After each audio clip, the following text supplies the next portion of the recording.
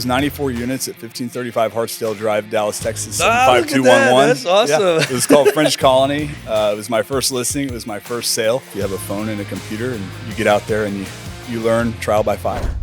Welcome back to The Real Grind, guys. We just came back from a tour. Italo, that was really fun, man. It was fun. It was fun. Being on the road, looking for coffee. But guess what? That was a little experiment for what's about to happen, because I want to make the tour a little bit longer than Austin, man. Austin's could be a day trip, but I want to go farther, man, and try farther coffees.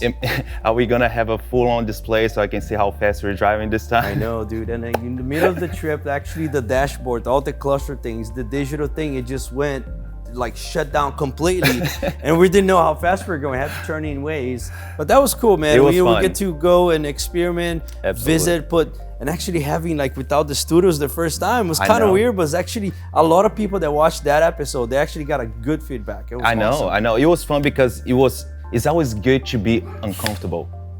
It's always good to be uncomfortable. It's good to be in a place where you're like, what now? But that made us grow, right? So I think it's the same thing with like the real estate investing, the coffee side, everything in life. It's always good to be uncomfortable. That's what's gonna make you grow, and that's what I got from that experience. So I'm down to go a little further than Austin, man. I'm ready too, and you guys should be watching. Like today, we're gonna have an awesome guest here. We're gonna share a little bit about what the deals are coming to market and his experience, how to be an awesome broker here in Dallas. Let's get the show started. Let's go. Waking up to success. Now we're getting it started. This is the real grind. Everything you've been wanting, building an empire, no question. Talking about real estate, investing, making the millions, no stopping. While we sip on gourmet coffee. The real grind. This is the real grind. Let's go. And today at the show, we have this amazing guest that I have to we at Empire have done business with him, and such an awesome character. And right after 2004, right after college, he joined Marcus Millichap. And years later, with over 14 hours, he brokeraged over $2.8 billion in transaction in 39,000 units. A father and a husband. We're walking on the stage. Al Silva, let's go. Woo! What up, my man? Thanks for being here, dude. What a place you have here. Oh man, I tell you, when I first heard your name, when I read your name, I thought you were Brazilian for some reason, because Silva is a very common name. That's right.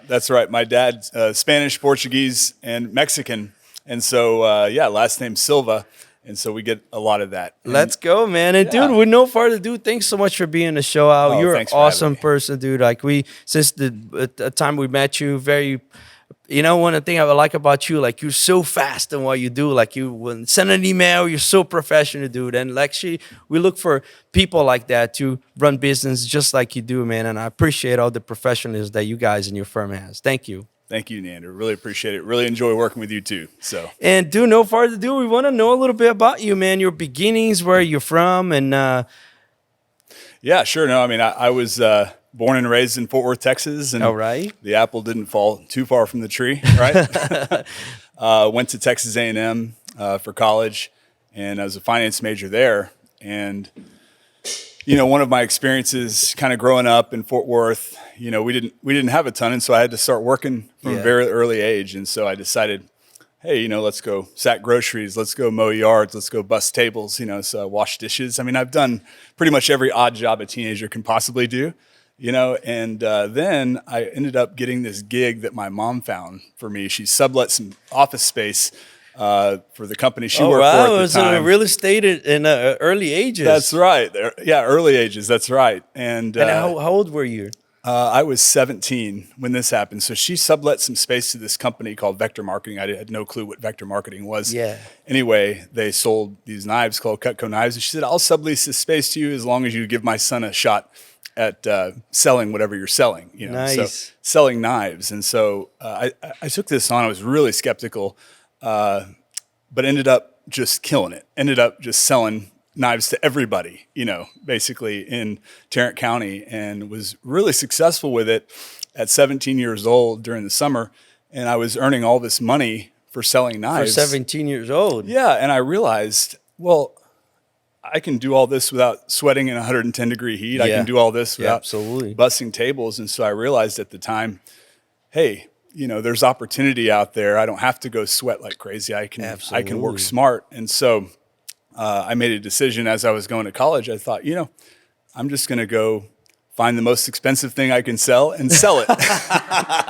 Yeah, billions of dollars later, here we go. You're selling stuff. But isn't it funny how salesperson is such a talent, man? Some people just have it in them, that the past is trust. And, what do you think it's a good recipe for sell something, man, of being in sales? I mean, I think the number one thing is you have to believe in what you're selling. Absolutely. And if you don't believe in what you're selling, you're not going to be good at it, and even if you're good at it, you're not going to fool people for very long. Right? Absolutely not. Yeah. And I'm sure I'm sure in your house now, you have a bunch of very good sets of knives. The best. We can cut awesome, anything, dude. We just have to be careful with them. That's right. Yes, that's totally cool, man. And so you said your father's Portuguese descent. Yeah, Portuguese, Spanish, Mexican. His dad was from, I guess, the Guadalajara part of Mexico. Oh, wow. And his mom was from El Paso, but anyway, the last name's Silva. Yeah. That's cool, man. Yeah. And have you been to Spain?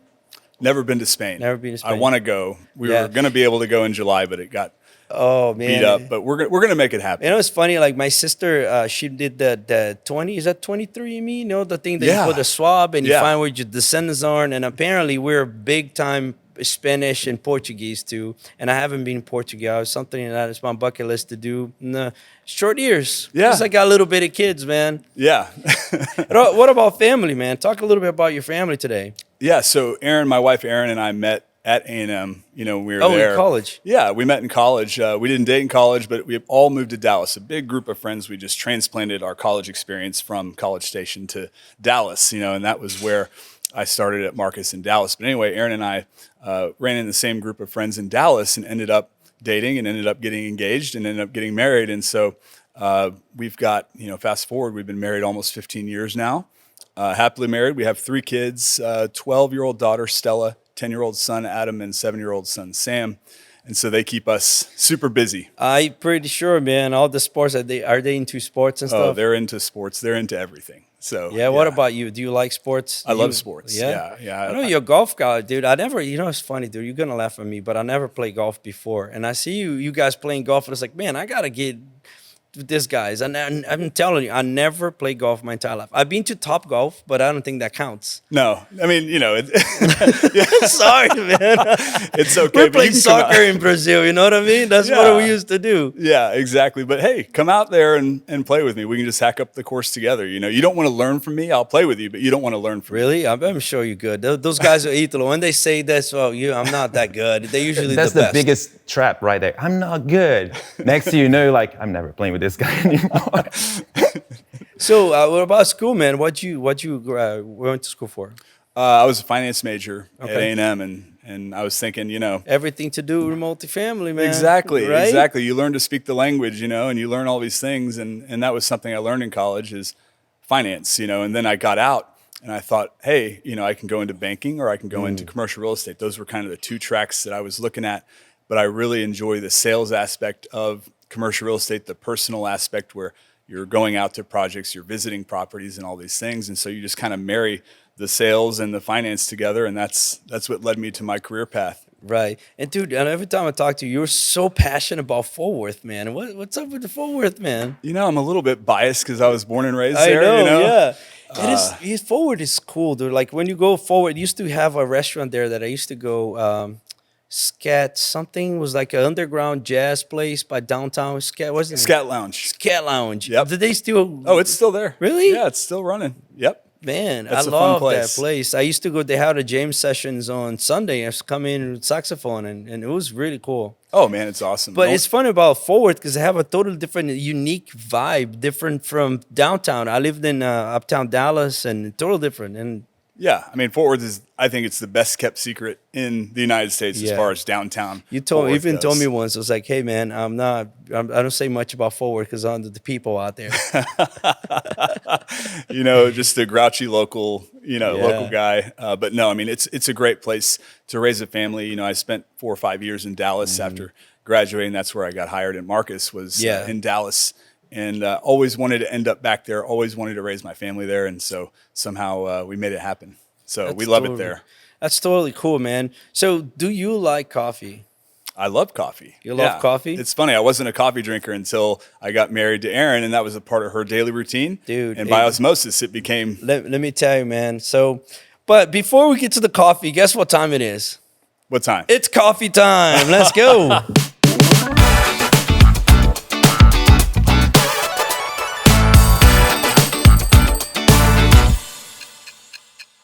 How's it going? Doing great. Great to see you. I got tricked because I thought, hey, we're gonna have another Brazilian. No, the Silva. You thought it was so soon, huh? It's one of those things. In my family, I have so many Silvas in my family. Yeah, I'm not a Silva, but I have so many Silvas in my family, and that's the first thing you think, right? Yeah, it's Brazilian. That's right. It's a very common name out Right. there. Yep. So, Ítalo, what you guys for us today, man? Hey, the guys from again, we're not sponsored by them. But if you guys are listening to us, Trade got us another great coffee. And as you said, he loves Fort Worth. So no better name than a good citizen. That's what's the name of the coffee. And this one is from Colombia, right? So I heard you like coffee. Mm-hmm. And But that's the thing. Remember we were talking about coffee. And the thing about coffee is it's like a wine, right? When you start drinking wine and we go 5 bottles in college, and then you start graduating, and then you can't go back. Right. It's the same thing with coffee, man. You start getting good coffee, it ruins you because, you go to an airplane and get those nasty cups. And it's funny you say that. I was just in the plane now and struck a conversation with these folks, and next thing you know, I was hungry. And this guy was like, hey, dude, do you want my pretzel? I was like, do I look that desperate for food? So he actually gave me his pretzel. So I thank him. And we got to talk a little bit. And they told me that, they asked me what I do because they saw the shirt. And I was like, yeah, we have a podcast. And we start talking about coffee. And they actually roast their coffee in Colorado. But they were like, we don't have that much coffee in there. So they gave up on the coffee idea. And now they're making their own spices. But as we were talking about coffee, we all came to the same conclusion. We were so close to where they make all the food and stuff on the back. Yeah. We can smell the coffee, but all of us are like, but we know it's gonna be bad. So we can just smell it, but we wouldn't even try it because it's just not the same. No. Like Neander said, once you graduate, your taste buds are on the next level. You can't try bad coffee. It's just one of those things. But I think, do you like specialty coffee? What kind of coffee do you drink? Oh, sure. I love it. I mean, I'm probably going to get thrown off the show for saying this, but I'm a ham and egger when it comes to coffee. Most days, I appreciate really good coffee, but with 3 kids, you're always at Costco and all this stuff, and they don't have fine specialty coffee at Costco. Okay, we get the big tub of Dunkin' Donuts coffee, and unfortunately, that's what I drink daily. But when we go travel or when we go somewhere, we make sure we buy the best coffee that they have and we bring it home. Awesome. And we grind it at home. We do French press at home. Nice. So we've discovered the world. Yeah. And I think we're kind of gradually getting sucked into it. So No, because definitely, man, it's like every day, even like Delia and I, when we try to get, leave to come to the office, and it's like, I mean, should I get, that's why we bought a machine here. Yeah. Like the espresso machine and all that stuff, because we like our coffee, man. And he's like Dante, he's a French press guy. Yeah, French press. So I guess the higher the numbers, more transactions, man. You see, like 39,000 units. Yeah. Let's go. Yeah, let's go. Okay. So this one is from Colombia. I got this from Trade, so they sent it to me, but it's roasting in Nashville. So it's gonna be an interesting coffee. It has some different notes to it. I want you to give it a shot. So first thing I want you to pay attention to it is look at all the oils on top of this coffee, man. Yeah, I was probably pissed because man, that's it. Yeah. So I he want did the more first coffee, thing. yeah. First thing is right. So give that a good smell. Wow, this is very unique taste. This is super fruity. Yeah. I don't know if it's very bold. It just hits you right in the nose, and that's my kind of coffee. Yeah? Yeah. I like my coffee like I like my wine, like I like most other things, which is just bold, hit me in the mouth things. Let's go, man. Yeah. Hey, he's from Fort Worth. It's like, that's how I like a coffee, man. Right. right. So this one so here, good. apparently you're supposed to be noticing cranberry, green apple, molasses, and orange. Definitely. I can taste see- the orange. 100%. I was gonna say the orange too. Yep. So how would you grade this coffee from 0 to 10 now? I would rate it an 8.5. It's Yeah. really All right. good. Right Yeah. on, right Yeah. on. So is this similar to what you drink on a daily basis, like as far as the the flavor goes? Not on a daily basis, as I mentioned. This is far from it. This is high quality, but I'll tell you, we go for darker beans, heavier beans, that kind of thing, and we like it. So, this is pretty similar, I'd say. Is this a light roast? This is a medium roast. Yeah. Yeah. So this is usually what we go for, right? The medium roast is where you can't go wrong with the medium roast. No. And you can make it like as espresso. You can make it as a pour over, like I did, and I was gonna get great coffee out of this, man. What do you guys think? How do you rate it? I rate it a 6. A 6, okay. Yeah, for me, I'm not gonna be unfair. I think if I make it a lighter version of this coffee, meaning if I get more water in it, I'm gonna make it lighter, so it's not gonna be such as like a punch in the mouth, like you said. Yeah, actually on a French press. I think this, So this you have more of a coarse grind. Yeah. So this is gonna be an interesting coffee to try different methods with it. But I definitely want to keep hearing your story. And I'm a Fort Worth guy. I've been Fort Worth for about 10 years now, and I fell in love with that place. And people are like, "Why don't you move to Dallas?" Like, I don't know, something holds me on to Fort Worth, and that's right. Yeah, it has a way of doing that. It just hates the driving, but hey, it's okay. It's I'll sacrifice, right? I'll sacrifice. Yeah. But Al, thank you so much. Italo, thank you. If you want more coffee, you know I'm right there in my coffee cove, and I'll bring you some more for Absolutely. sure. All righty. Thank you so much. Thank Before you. I go, can you grab me?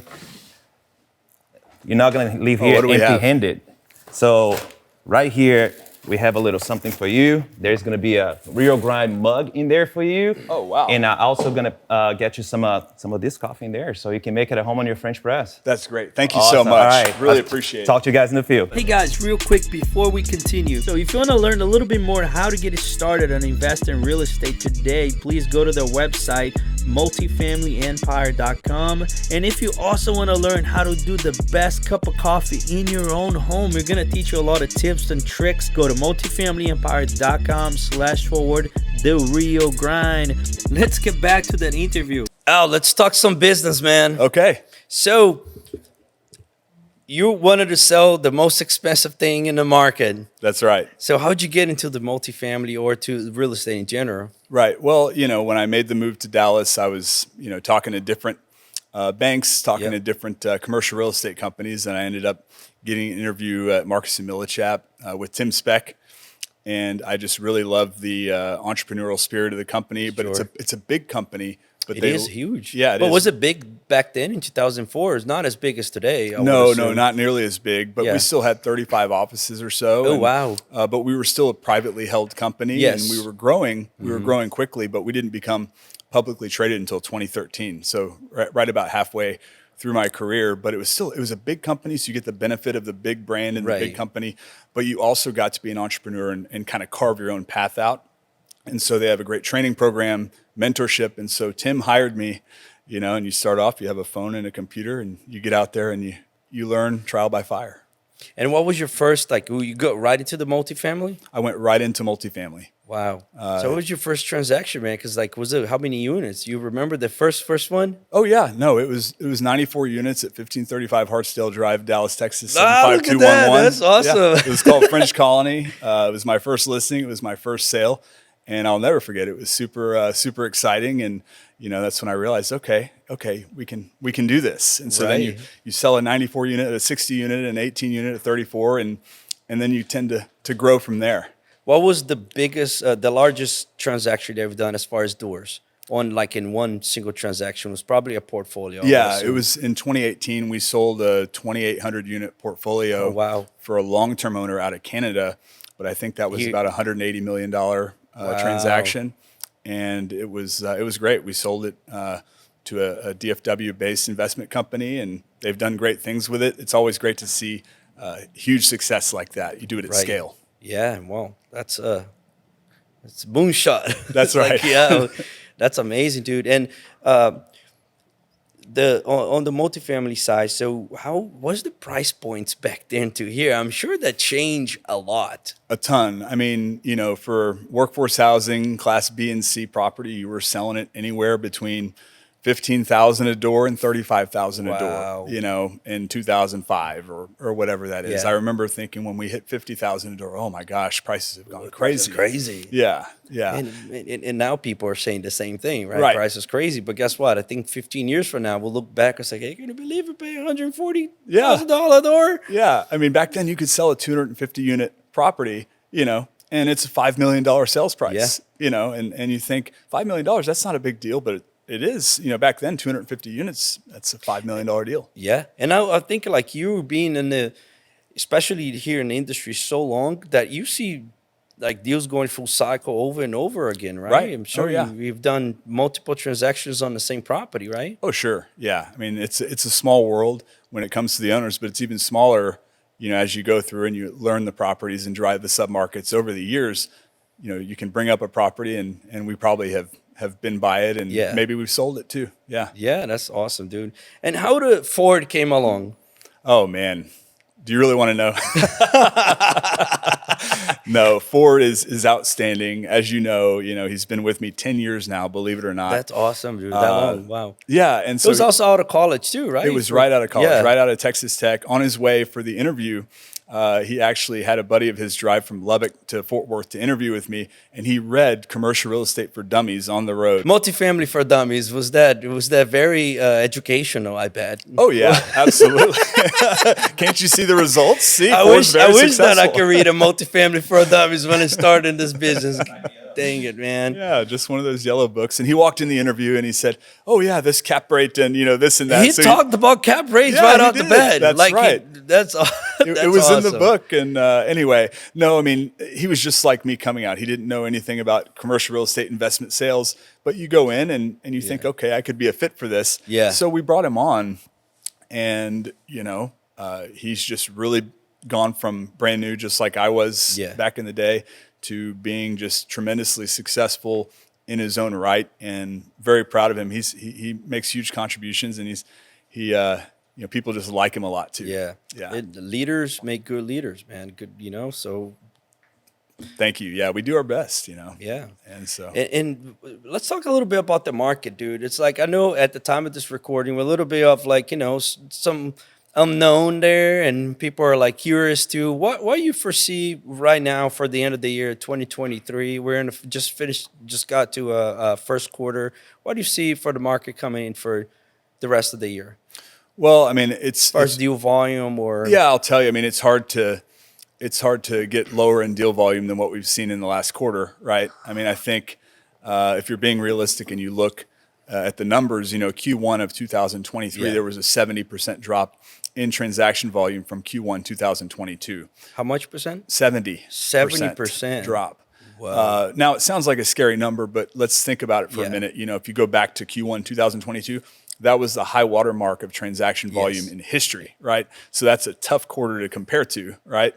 I think what's going on right now really is we're reverting back to the pre-pandemic norm, right? Yeah. So you have, kind of this normal market that's chugging along, and people are asking, how long can this cycle last, et cetera. Sure. And then we get hit with COVID in 2020, and it just caused this whipsaw in the market, and I tell people all the time, I just feel like I have whiplash being in this industry the last few years, but you go from massive sharp drop to massive sharp upswing, right? In both rents, transaction volume, fundamentals, whatever you want to call it. And so we went through this whole mini cycle during COVID. And then, so that's when you hit record transaction volume, all this pent up demand, 17% rent growth, 3% interest rates, all these things happening at the same time. Yeah. But then you go from 0% interest rates to 5% Fed funds rate in no time at all. And it just has a huge impact, and it takes time to digest. So that's what we're doing right now. Right. I think as we go through the year and people realize, okay, there's some stability in the interest rate There's market. some money gotta be poured into some multifamily. We got actually right. some people that they need to invest. Yeah. The money's sitting around because some people are scared or whatever. And if people ask us like, are you guys looking for deals? It's like, absolutely, man. Yeah. You know what I mean? As we applied the fundamentals of being conservative, and I think there's still a possibility out there for sure. No, I mean, there's tremendous opportunity out there. I think right now, people look at the market and they say, oh, it's so tough out there. And they just, they buy the story, they read the headlines, and they think, oh my gosh, I'm not going to buy now because it's very difficult. That if you look historically, if you look at 2008, 2009, 2010, if you bought a building during those years, you did really, really well. If you bought in the previous down cycle, which was in the early 90s in Texas, you did really, really, really well. This cycle will be no different from either one of those two. I believe in that. It's not going to be the exact same, but it rhymes. It doesn't repeat, it rhymes. And so it's important to stay active and look out there because nobody, I think 5 years from now, nobody's going to look back and say, oh, I shouldn't have bought that deal in 2023. I think they're going to look back and say, man, I'm really glad I did. Yeah, absolutely, man. And what would it be? Because, obviously Dallas-Fort Worth is a big market, but what do you say for a not first time, but the people that are trying to get into a market to get to know the brokers? Because I know you had to build that relationship, and everybody talks about it. You had to have a good relationship with your broker if that holds the inventory of that market that you're looking at. What would be an advice that you give out to people try to make a relationship with you? Yeah, no, I think relationships are the most important thing in our business, really any business, but it's the most important thing in our business. And I think for the reason is it's such a small world. If you think about it, relationships are so important when it's 100%. That small universe of people. And so reputation's important. Your reputation is a reflection of the relationships you have in the market. 100%. And so what happens is a lot of players, I've seen 1 million players come and go in the market, and am very fortunate to have lots of relationships like the one that we have with you all. And, what we find is brokers and a lot of other people in the market tend to be seen as a commodity. They tend to be seen as, oh, he can show me the deals and that's it. But if you have a relationship, that cuts through a lot of noise, it cuts through a lot of difficulties and challenges, right? Yeah. We've done deals before, right, where we had challenges we run into, but guess what? Because we have a strong relationship, I believe what you're telling me, you believe what I'm telling you, and that's how we make things happen in a tough time. And so having those relationships and having true value to those relationships, I think that's a huge benefit for you as an investor in the market. Yeah, and really, it's a huge benefit for everybody. Absolutely, 100%. And knowing the certainty also that that everything's transparent in the transactions, right? That's great. And what would be a funny thing, because this is something also that Dante, my best friend for many years, and he was like, things to do, things to not to do with the broker. And what is the thing that you hate the most? I'm gonna let you say, but I think I have a guess that when somebody come unprepared for a property. So Dante already told you, didn't he? So share with us just a little bit. What is that you brokers do not like when you come unprepared for the property tours? Well, I think we spend a lot of time and a lot of effort putting these marketing materials together. And I get it. Most people look at the OM and they say, oh, this is just broker fluff. It's a bunch of nonsense. Yeah. But our team, we actually take it really seriously. We try really hard to put good, valuable, hard information in there that you can actually put in your model and do it with a straight face, and we can defend every single number that's in there, and we know every number that's in there. And we don't expect people who show up on property tours to know it that way, because we've spent, a month putting this thing together. They should. Right. But the thing is, if you've underwritten the deal and you've read the OM, you come with developed questions, right? Yeah. Things that are just in the OM or things that are just kind of right there in front of you, why are we having a 15-minute conversation about that? Let's talk brass tacks, right? Absolutely. And that's, it's really not about us. It's about how do we make your time the most productive. And that's how. One time I think I called you and I asked him something, and it was like, and you you said that to me. I was like, well, as it was listed on the OM, and then you give your answer, and I was like, God damn, man, I was just asking. Oh, I'm sorry. That's why I love meeting with people in person. I can come off weird on a call sometimes. No, 100%, man. We loved you guys, man, and you guys do an awesome job at what you do. We're big fans of you guys of what you do. Like I said earlier, man, you guys are so sharp on all the information, all the phone calls, everything we ask for. Like, you guys are on point, man. Super sharp. So that's why you guys are so successful, man. Yeah, no, thanks. And we, we keep our team really small. Yeah. If you look at the other teams that we compete with all over, we're friends with pretty much all of them, and we get along really well and all that stuff. But, they're big teams. We call them football teams. They're just really big teams. It's just me and Ford and Dylan on our team, and we like it that way because you hire us, you get us. We're the ones doing the underwriting. We're the ones doing the property tours, and so we take a lot of pride, handcrafted brokerage, if you want to call it, like handcrafted coffee, right? Yeah. And so the quality of what you're drinking there, we want to create something like that, but in our business, right? Right. Which is go to my follow-up question. So what is the future for our Silva and Braly Multifamily? Well, I mean, we just want to continue to grow, and people look at the market, deal volume's down so much. I'm going to go play golf for a year. I'm going to go do something for a year.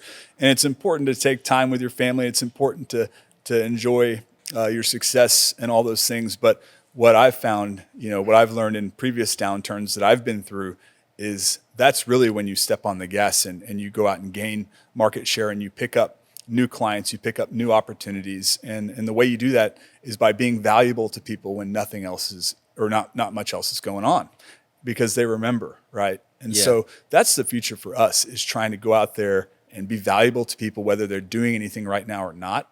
And then when things pick back up, guess what? You were there when there was nothing in it for you. Yeah. And that's how you grow. Yeah. And the investment side, because on multifamily real estate, you guys see people buying a certain amount of price and sell for the other price. Like you know the numbers. Do you also invest in multifamily? I invest in multifamily all the time. I like I said, one of the most important things is to believe in what you're selling, right? Right. How do you show you believe in what you're selling? You invest in it. Invest in it. That's right. And so that's something that I do, and I think it's an important part of my business. And I'll tell you, I love it too. I love it because you see it from the whole other perspective. Yeah. And it makes our relationship stronger with our clients, but it also helps us, it educates us further on the LP principal side of the business. And so you get this education as you do your investment. And so it's like a win-win-win for everybody. Do you do general partner too, or just limited partner? Just LP. Just LP. You have enough on your plate, right? Yeah. It's like, I want to get you to go. And it's just great. Like, that's what we talk to our investors all the time, man. When you find good operators that cares, just like you care for your business, but care for that property and community. Right. And we see the growth too, man. Milagro, which now is Miramar, I see a huge growth on that community. Yeah. We came in and now it's officially a gated community. Look at that. Oh, that's great. Look at that.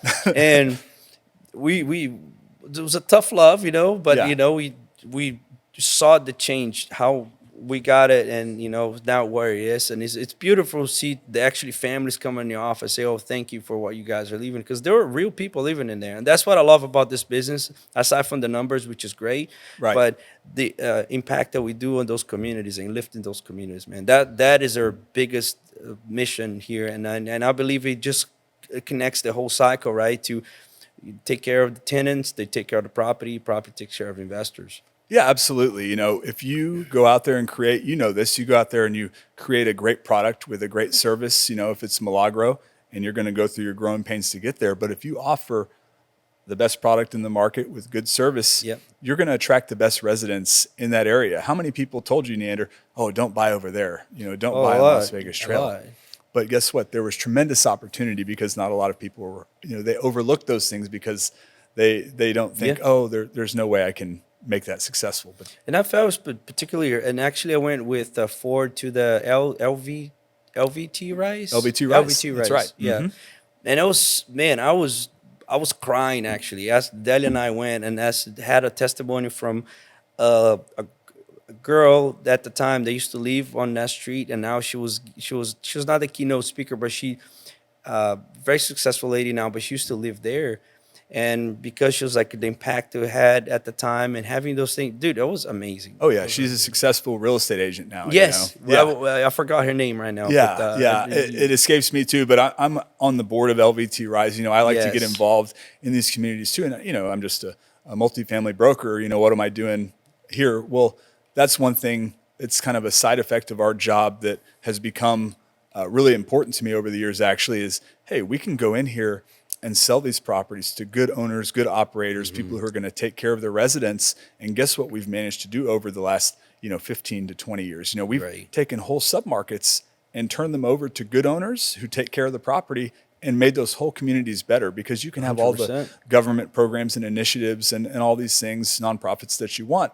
But really, if you don't have a decent place to live for the people who are there, it's not going to change, right? And so that's really a big part of what we do. You know, we try to do business with the best operators we know. Yeah, and it's great to see also, because, you know, we bought Milagro, and then we saw a couple of deals being sold in that same street, right? Which is great. People come in with new money, new ownership, and they do some CapEx stuff, and automatically the whole entire street started lifting up. Exactly. Right? Because, you know, we got to look at the competitions, right? That's it's right. like, oh, they're got in the playground. Let's do a playground. You know, the paint, look at how nice they are. Yeah. And that whole effect kind of, you know, brings up that whole thing. Oh, it does.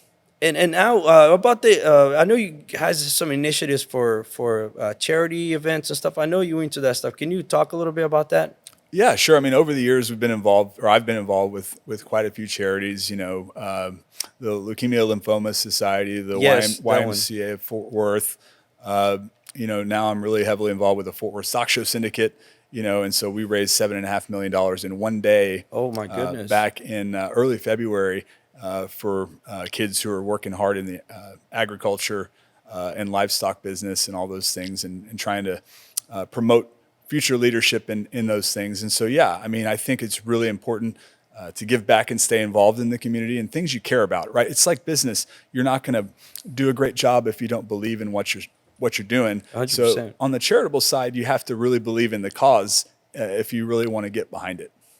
That's great, man. Yeah. And how would people like to donate or something? That's where would they go to donate and stuff? Yeah, I mean, the Fort Worth Stock Show Syndicate, if you just Google Fort Worth Stock Show Syndicate. We put a link down in the description so you guys can find it on our listeners, and for you guys can help this cause, and it's awesome, man. Every dollar that we raise goes directly to the college education for the kids who are up and coming. That's one thing I love about that organization is we really help put these kids through school who are working hard and from small towns all over Texas, and maybe their families can't put them through college, right? But they are willing to work so hard.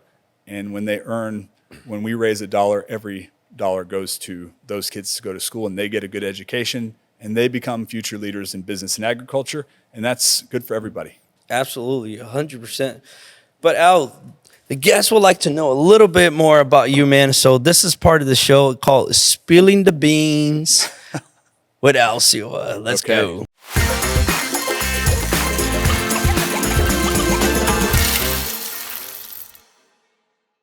Right at first one, man. Ford or Chevy? I'm going to go Chevy. I don't like Fords. A property tour in Tyler or a property tour in Fort Worth with the Empire Team? No brainer. Property tour in Fort Worth Empire Team. Let's go, man. Yeah. Tiger Woods or Phil Mickelson? Tiger Woods times 100. Yeah. All right. Porsche or 1970 Bronco? Oh, Porsche. Yeah. Gotta go Porsche, man. Porsche, man? All right. Aggies or Longhorn? I'm an Aggie brother. You know it. Dallas or Fort Worth? I love them both, but Fort Worth by a mile. Steak or sushi? Steak. Fort Worth guy. All right, they're Fort Worth guy, right? Yeah. Is Stockyard or the Reunion Tower?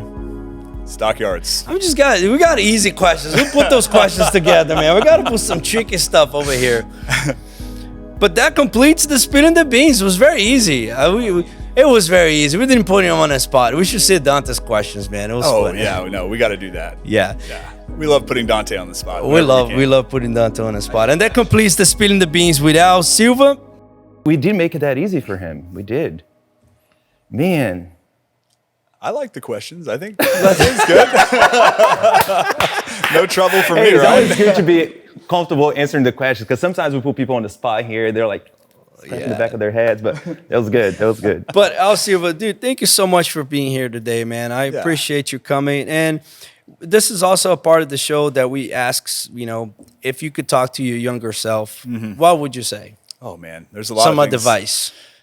Well, I mean, I think the number one thing I would say is probably the hardest thing for me is Al, focus on what you can control, because, you know, I don't know if it's part of my personality or if it's a part of everybody's personality to some extent, but, you know, I find myself getting overthinking things, and you're worried about things that you have no control over. You know, for example, I can't control if a global pandemic hits. I can't control if the Fed raises rates, you know, 500 basis points in 6 months. You know, I can't control where rent growth is going to be in year 5 of a financial model, right?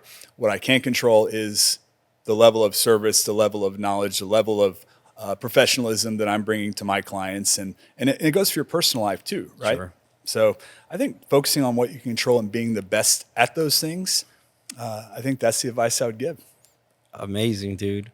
Dude, once again, I congratulate you for having such a unique professional service. And, you know, we love that we did business with you. I think 3 properties, man. Look at that. That's 3 right. 4 properties. We're building an empire. We're building. Let's go. Let's go. And I want to thank you and congratulate you, dude. Thank you so much. Thank you, Neander. Thank you. All right.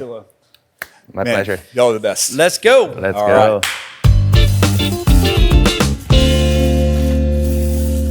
And as always, thank you so much for watching, for listening to The Real Grind. Remember, the episode of The Real Grind on the Road, it's on air already. Make sure you watch it. There's a lot of things that are super cool in there. We're gonna be sharing a little bit more with y'all as we go. So make sure you follow us on Instagram, because that's where we put out the bloopers, funny things that we sometimes don't put on YouTube. Again, good coffee always makes good conversation. So once again, Al, thank you so much for being here. And as always, this is The Real Grind. Waking up to success, now we're getting it started. This is the real grind. Everything you've been wanting, building an empire, no question. Talking about real estate, investing, making the millions, no stopping. While we sip on gourmet coffee, the real grind.